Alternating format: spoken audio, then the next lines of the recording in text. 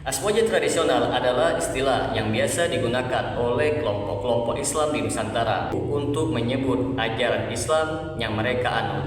Mereka mengklaim sebagai pewaris sah Ahlussunnah wal Jamaah dan mencitrakan dirinya sebagai arus utama umat Islam. Namun ketika kita kupas lebih mendalam, ternyata istilah aswaja ini telah dijadikan tameng untuk mempertahankan tradisi-tradisi yang menyimpang dari Al-Quran dan As-Sunnah. Aswaja tradisional lebih condong kepada pelestarian budaya dan kebiasaan lokal, bukan murni mengikuti manhaj Rasulullah SAW dan para sahabat. Bagi teman-teman sekalian yang penasaran dengan kelanjutan dari pembahasan video kali ini, maka tonton terus video ini hingga selesai agar kita menemukan fakta yang sebenarnya.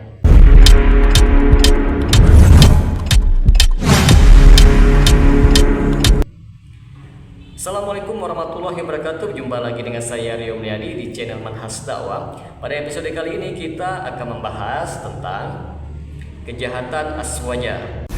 Di Aceh ini satu contoh saja. Masjid kami dibakar oleh sesama muslim yang mengaku aswaja atau tradisional. Dan isu yang diangkat adalah Muhammadiyah Wahabi. Padahal Muhammadiyah bukan Wahabi. Tetapi kami juga berpandangan Wahabi di Indonesia itu kan tidak merusak. Jadi kalau memang Wahabi itu bertentangan dengan hukum dan keagamaan, baru itu menjadi tindakan hukum. Perbedaan paham biasa. Tetapi kami paham juga bahwa tindakan-tindakan kekerasan itu dilakukan oleh kelompok sosial yang masih belum akil balik, kira-kira itu. Nah, disitulah yang dewasa harus paham. Nah, dengan contoh ini maka membangun pusat-pusat keunggulan menjadi sangat penting. Mereka yang mengaku diri mereka sebagai aswaja memiliki beberapa kejahatan-kejahatan ideologis dan praktis. Di antara kejahatan aswaja tradisional itu seperti yang pertama, menjaga tradisi syirik dan bid'ah dengan dalil kearifan lokal. Aswaja tradisional sangat kuat mempertahankan ritual seperti tahlilan 7 hari, 40 hari, 100 hari, haul, yasinan. Padahal amalan ini sama sekali tidak ada landasannya dari Nabi SAW maupun para sahabat. Sallallahu Muhammad. Yang senang pada bubar ini gede. Sallallahu Muhammad dan pada bubar gue langsung kosong kursinya. Lalu tabaruk dan tawasul di kuburan orang soleh. Kami berharap berilah kepada kami kemuliaan sebagaimana Engkau memuliakan beliau. Berilah kepada kami kemuliaan sebagaimana Engkau memuliakan beliau.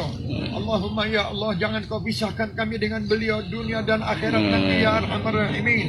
Amalan ini sering sekali menjurus kepada kesyirikan, seperti menyembelih untuk kubur, meminta kepada wali yang sudah wafat, lalu menyucikan tokoh-tokoh lokal seperti wali, kiai, dan habib. Secara berlebihan, mereka menjadikan semacam perantara sakti antara manusia dengan Allah Subhanahu wa Ta'ala.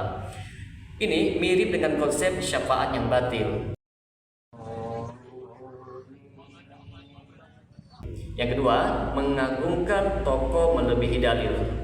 Ulama-ulama seperti Al-Imam Asy'ari, Imam Al-Ghazali, hingga ulama lokal seperti Kiai Haji Hasyim Asy'ari sering dijadikan dalil utama dalam beragama.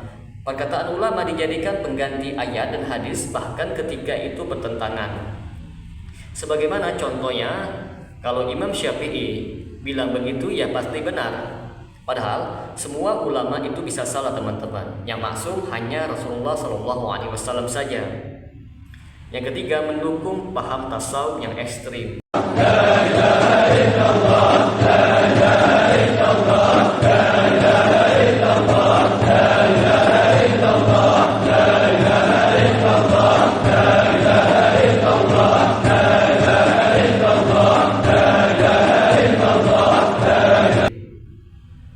Aswaja tradisional kerap sekali menjadikan tasawuf sebagai jalan utama menuju Allah Subhanahu wa Ta'ala, bahkan di atas syariat.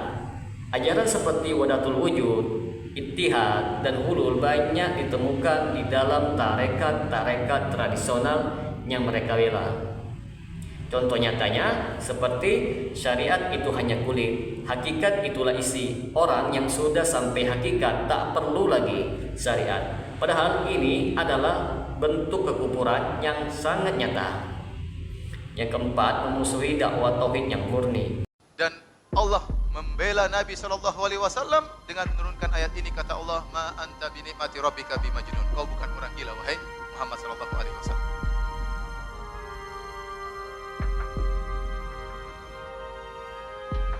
Kemudian Allah Subhanahu wa taala menyebutkan pernyataan kedua. Kata Allah Subhanahu wa taala, wa inna laka la ajran ghairu mamnun. Tenang. Duduk aja duduk.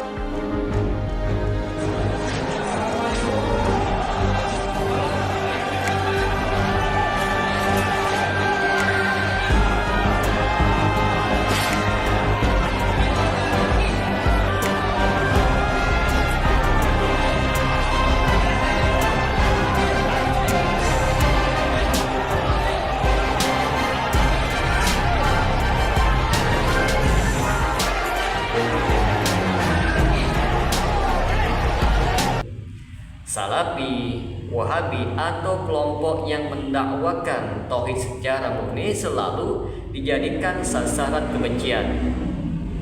Mereka menuduh bahwa dakwah tauhid itu sebagai perusak ukhuwah, pemecah belah umat Islam dan import Arab. Padahal teman-teman, dakwah tauhid itu justru mengajak kita kembali kepada Al-Quran dan As-Sunnah dengan pemahaman sahabat, bukan ikut pemahaman atau budaya leluhur. Yang kelima, mengandalkan karomah dan mimpi sebagai sumber hukum. Al-Hamid ngeluarin rantai emas dari langit. Keramatnya Al-Hamid tuh, ngeluarin rantai emas dari langit sampai ke bumi. Lagi ngobrol sama kakaknya Al-Muhdhar nih, Syekh Umar Muhdhar. Ayo wahai Syekh Umar Muhdhar, nih lihat keramatannya, nurunin rantai emas dari langit. Ketika sudah ratusan tahun meninggal, datang satu habaib ziarah. Ziarah ngucapin salam, assalamualaikum ya Syekh Said Al-Amudi. Ini udah ratusan tahun meninggal nih. Anda tahu apa yang terjadi? Kuburannya kebelah jadi dua. Bangkit itu Syekh Said Al-Amudi sama jasad-jasadnya. Dia katakan, waalaikumsalam warahmatullahi ya ahlul bait Rasulillah. Kemudian diambil tangan itu Habib, dia cium tangan, kemudian akhirnya balik lagi ke kubur, masuk lagi. Banyak sekali kiai aswaja tradisional yang mengklaim mendapatkan wahyu melalui mimpi, bertemu Nabi SAW, mendapatkan ijazah langsung dari Rasulullah. Ini dijadikan dalil amalan yang menyimpang. Mereka sering sekali mengatakan, saya mimpi bertemu Nabi dan Nabi menyuruh untuk tahlilan. Teman-teman, ini jelas bertentangan dengan syariat Islam. Mimpi itu tidak bisa menghapus hukum syar'i. Yang keenam, mengaburkan makna Ahlussunnah wal Jamaah. Mereka memonopoli gelar Ahlussunnah wal Jamaah dan menyesatkan kelompok lain yang tidak mengikuti tradisi mereka. Padahal teman-teman, Ahlussunnah wal Jamaah yang asli adalah yang berpegang kepada sunnah Nabi dan ijma' para sahabat, bukan yang mengikuti tradisi lokal. Setelah kita mengetahui beberapa kejahatan aswaja tradisional, maka akan kita jelaskan efek buruk dari penyimpangan aswaja tradisional. Itu seperti umat menjauh dari Al-Quran dan As-Sunnah. Tumbuh generasi Islam yang hanya ikut tradisi tanpa ilmu. Terjadi pembelaan terhadap syirik, bid'ah, dan takhayul. Dakwah tauhid terhambat dan dicap radikal. Masjid dan majelis ilmu dikontrol untuk mempertahankan status quo. Al-Imam Ibnu Qayyim rahimahullah berkata, syirik dimulai dari menghormati orang-orang solih secara berlebihan hingga akhirnya dijadikan sesembahan. Al-Imam Malik rahimahullah berkata, tidak akan baik generasi akhir umat ini kecuali dengan apa yang telah membuat baik generasi awalnya. Lalu apa solusi dari permasalahan ini? Solusinya ialah kembali kepada manhaj salaf, yaitu memurnikan tauhid sesuai dengan Al-Quran dan As-Sunnah, meninggalkan tradisi yang tidak memiliki dasar di dalam syariat, mengikuti pemahaman para sahabat, bukan budaya nenek moyang, serta memperbanyak kajian ilmu dari ustadz yang lurus akidahnya dan manhajnya, dan bersihkan hati dari fanatisme golongan, tarekat, dan ormas. Dari penjelasan di atas dapat kita simpulkan bahwa Aswaja tradisional bukan lagi benteng Islam, tetapi sudah menjadi benteng kesyirikan, kebidahan, dan kebodohan yang dilestarikan atas nama agama. Umat harus bangkit dan sadar, bukan semua yang tampak bersarung dan bersorban itu membawa cahaya. Bisa jadi mereka adalah penggelap cahaya Islam yang sejati. Mari kembali kepada Islam yang murni, Islam yang dibangun di atas dalil, bukan di atas kebiasaan leluhur.